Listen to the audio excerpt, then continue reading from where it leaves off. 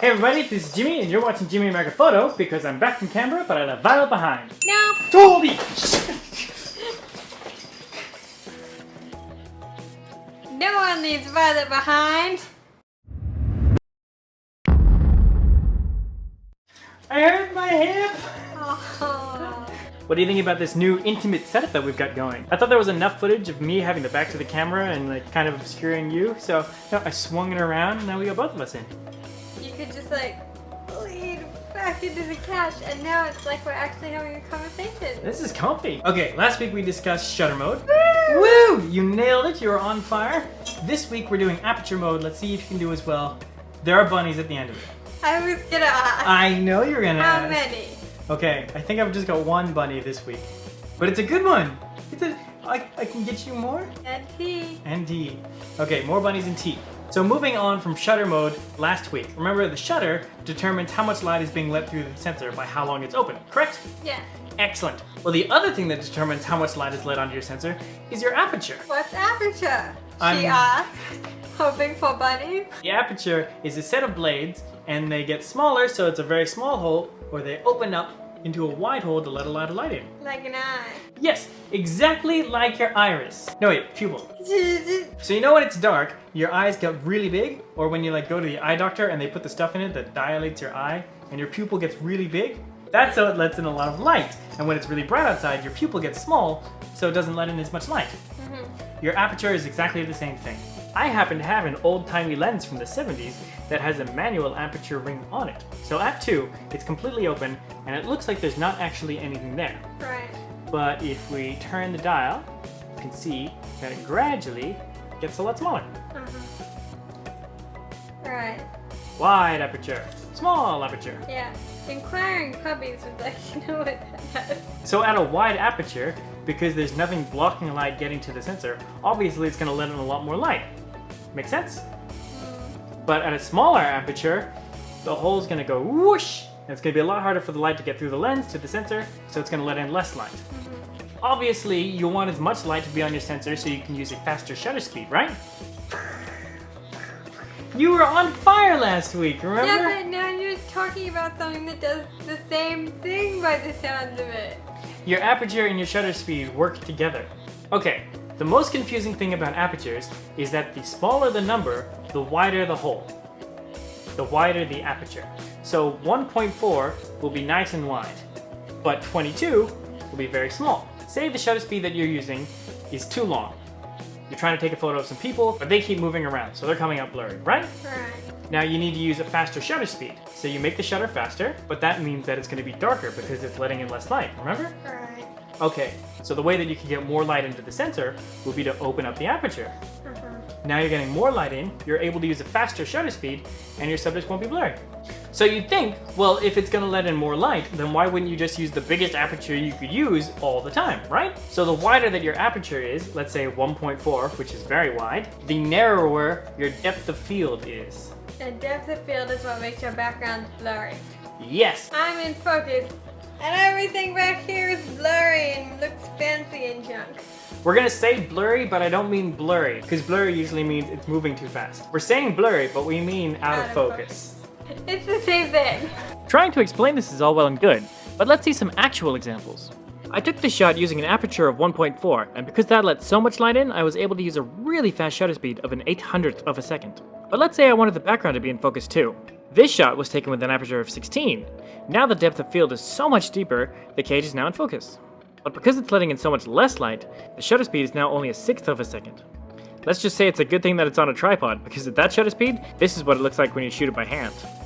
So that's why you wouldn't always use an aperture of 1.4, in case you wanted both things to be in focus. Your camera has nothing to do with aperture. Apertures are only determined by lenses. So I have 3 lenses, this old-timey one, where the widest is 2, my very nice fancy 50mm, where the widest is 1.4, and then the one that I'm shooting on is a 3.5 to 5.6.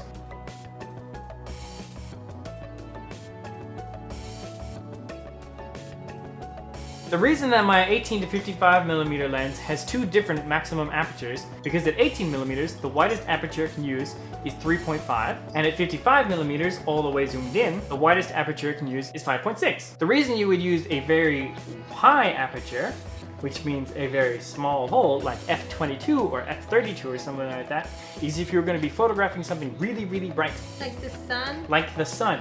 Another reason you would use a very small aperture is if you were doing a big landscape and you wanted to have everything in focus, like to the mountains very far away and close up to you. And the last reason I can think of off the top of my head why you would use a small aperture is if you wanted to let in only a little bit of light so that your subjects would be, if they are moving, all blurry. I see. We pretty much covered apertures. Okay, WizKid, let's see if you can sum up like you did last week. Apertures control how big the hole in the front of your camera is, and that controls how much light comes in. The higher the number, the smaller the hole. So 22 is small, but 1.4, which is the biggest that most lenses and all cameras can do, because some people's cameras can't change lenses. She has me there. Yeah, it's 1.4. 1.4 is good, but the problem with using such a big aperture to let more light in your picture is that the depth of field, aka how out of focus everything behind you is really small. So I'm in focus, or maybe just my face is in focus, but everything else isn't. So ideally, you don't want to use that one unless you want everything else to be really blurry.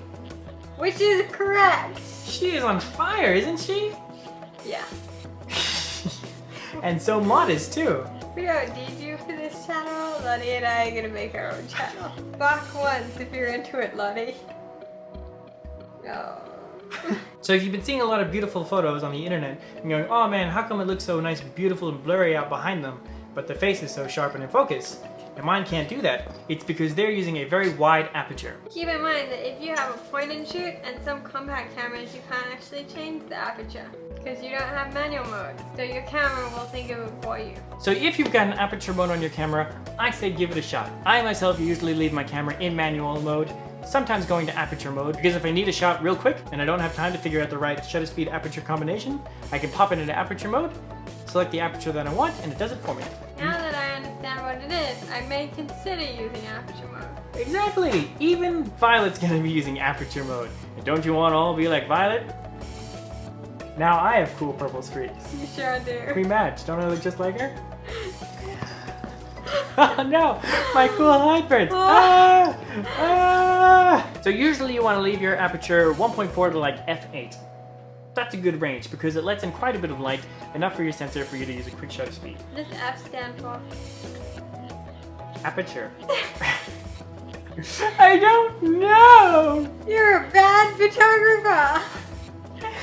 Join us next week for when we're going to be talking about something. I haven't entirely decided what it's going to be just yet. Good work planning ahead. Thanks! I'm quite proud of that myself. Remember to like, subscribe, favorite the video, join my Facebook page to be kept up to date with my latest thingies. Go to my website, send me money, hire me to shoot stuff, ride tigers, and I'll catch you next week. We'll be here. You're a weird lady. Bye! Bye!